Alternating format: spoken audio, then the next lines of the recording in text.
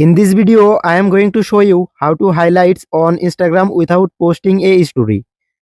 First of all, open up your Instagram app on your phone. Now tap on the profile icon at the bottom right corner and then tap on three lines in the top right corner to access your settings. Scroll down and select hide story and live. Then click on hide story and live from and select all your followers. By doing this, your story is invisible to your followers. Now go back to your Instagram home. Then tap on your profile picture to add a new story. Then upload to the story you want to be in your highlights. Then tap on the right side arrow button at the bottom right of the screen. Now click on the share button and your story into highlights. After adding, click on done.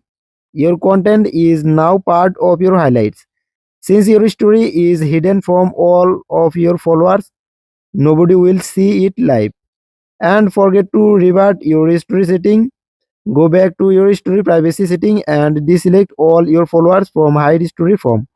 This way your future stories will be visible to your audience as usual. And that's it.